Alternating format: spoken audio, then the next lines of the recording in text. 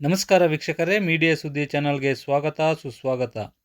ವೀಕ್ಷಕರೇ ನೋಡಿ, ನಿಮ್ಮ ಜೀವನದಲ್ಲಿ ನೀವು ಯಶಸ್ಸು ಸಾಧಿಸಬೇಕಾದ್ರೆ ಈ 5 ವಿಷಯಗಳನ್ನು ಯಾರೊಂದಿಗೂ ಹಂಚಿಕೊಳ್ಳಬಾರದು. ಹೌದು ನೋಡಿ, ಜ್ಯೋತಿಷ್ಯ ಶಾಸ್ತ್ರದ ಪ್ರಕಾರ ಮತ್ತು ವಾಸ್ತುಶಾಸ್ತ್ರದ ಪ್ರಕಾರ ನಿಮ್ಮ ಜೀವನದಲ್ಲಿ ನೀವು ಯಶಸ್ಸು ಮತ್ತು ಶಾಂತಿ ನೆಮ್ಮದಿಯನ್ನು ಪಡಿಬೇಕಾದರೆ ಈ 5 ವಿಷಯಗಳನ್ನು ಎಂದಿಗೂ ಯಾರೊಂದಿಗೂ ಹಂಚಿಕೊಳ್ಳಬಾರದು ಎಂದು ಒತ್ತಿ ಹೇಳಿದೆ. ಹೌದು ನೋಡಿ ವೀಕ್ಷಕರೇ, ಈ ವಿಷಯಗಳನ್ನು ಹಂಚಿಕೊಳ್ಳುವುದರಿಂದ ವ್ಯಕ್ತಿಯ ಖ್ಯಾತಿ ಮತ್ತು ಹಾನಿಯಾಗಬಹುದು.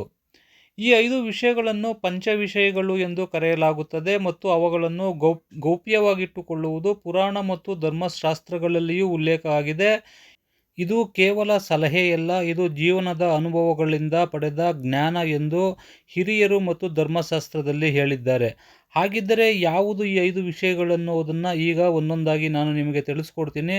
ಹಾಗೆ ಯಾರೆಲ್ಲ ನಮ್ಮ ಚಾನಲ್ ನೋಡ್ತಾ ಇದ್ದೀರಾ, ದಯವಿಟ್ಟು ನಮ್ಮ ಚಾನಲ್ಗೆ ಒಂದು ಸಬ್ಸ್ಕ್ರೈಬ್ ಮಾಡಿ ಮತ್ತು ಒಂದು ಲೈಕ್ ಕೊಟ್ಟು ಸಪೋರ್ಟ್ ಮಾಡಿ.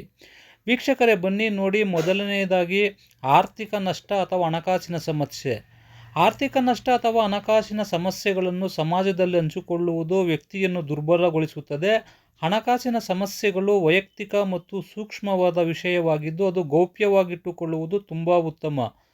ಮತ್ತೊಂದು ವಿಷಯ ನೋಡುವುದಾದರೆ ವೀಕ್ಷಕರೇ, ಕುಟುಂಬ ಸದಸ್ಯರೊಂದಿಗೆ ಮನಸ್ತಾಪ. ಎರಡನೇ ವಿಷಯದಾಗಿ ಕುಟುಂಬ ಸದಸ್ಯರೊಂದಿಗಿನ ಮನಸ್ತಾಪಗಳು ಅಥವಾ ಜಗಳಗಳ ಬಗ್ಗೆ ಹೊರಗಿನವರಿಗೆ ಹೇಳುವುದು ಸಂಬಂಧಗಳಿಗೆ ಹಾನಿ ಮಾಡುತ್ತದೆ. ಈ ವಿಷಯಗಳನ್ನು ಕುಟುಂಬದೊಳಗೆ ಬಗೆಹರಿಸಿಕೊಳ್ಳುವುದು ಹೆಚ್ಚು ಸೂಕ್ತ ಎಂದು ಹಿರಿಯರು ಮತ್ತು ಧರ್ಮಶಾಸ್ತ್ರದಲ್ಲಿ ಉಲ್ಲೇಖಿಸಿದ್ದಾರೆ. ನೋಡಿ ವೀಕ್ಷಕರೇ, ಮೂರನೇ ವಿಷಯ ನೀವು ಯಾರೊಂದಿಗೂ ಹಂಚಿಕೊಳ್ಳಲೇಬಾರದಾಗಿರುವ ವಿಷಯ ಅಹಿತಕರ ಘಟನೆ. ಹೌದು ವೀಕ್ಷಕರೇ, ಮೂರನೆಯದಾಗಿ ಮನೆಯಲ್ಲಿ ನಡೆದ ದುಶ್ಚರಿತಗಳು ಅಥವಾ ಅಹಿತಕರ ಘಟನೆಯನ್ನು ಯಾರೊಂದಿಗೂ ಹಂಚಿಕೊಳ್ಳದಿರುವುದು ಮನೆಯ ಶಾಂತಿಯನ್ನು ಕಾಪಾಡುತ್ತದೆ. ಇಂತಹ ವಿಷಯಗಳನ್ನು ಹಂಚಿಕೊಳ್ಳುವುದು ಅನಗತ್ಯ ಚರ್ಚೆ ಮತ್ತು ಅಪನಂಬಿಕೆ ಕಾರಣವಾಗುತ್ತದೆ. ಹಾಗಾಗಿ ಮನೆಯಲ್ಲಿ ನಡೆಯುವ ಅಹಿತಕರ ಘಟನೆಯನ್ನು ಯಾರೊಂದಿಗೂ ಹಂಚಿಕೊಳ್ಳಬೇಡಿ.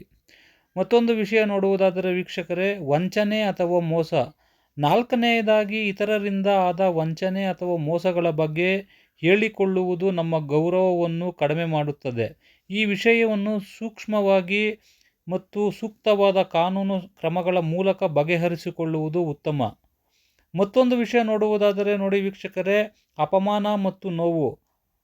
ಅಂತಿಮವಾಗಿ ಅಪಮಾನಗಳು ಮತ್ತು ನೋವುಗಳನ್ನು ಹಂಚಿಕೊಳ್ಳುವುದರಿಂದ ವ್ಯಕ್ತಿಯ ಮಾನಸಿಕ ಆರೋಗ್ಯಕ್ಕೆ ಹಾನಿಯಾಗಬಹುದು. ಈ ನೋವುಗಳಿಂದ ಮುಂದುವರಿಯಲು ಮತ್ತು ಬಲಶಾಲಿಯಾಗಲು ಪ್ರಯತ್ನಿಸುವುದು ಉತ್ತಮ.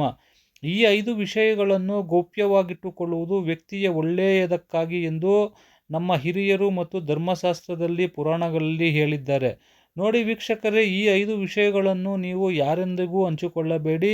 ಈ ವಿಷಯಗಳನ್ನು ನಿಮ್ಮ ಮನಸ್ಸಿನಲ್ಲೇ ಇಟ್ಟುಕೊಂಡು ಮುಂದೆ ನೀವು ಇದನ್ನು ದಾಟಿ ಹೇಗೆ ಬೆಳೆಯಬೇಕೆನ್ನೋದರ ಬಗ್ಗೆ ನೀವು ತುಂಬ ಚಿಂತನೆ ಮಾಡಿ ಮತ್ತು ಈ 5 ವಿಷಯಗಳನ್ನು ಎಂದಿಗೂ ನೀವು ನೆನಪಿನಲ್ಲಿಟ್ಟುಕೊಳ್ಳಿ.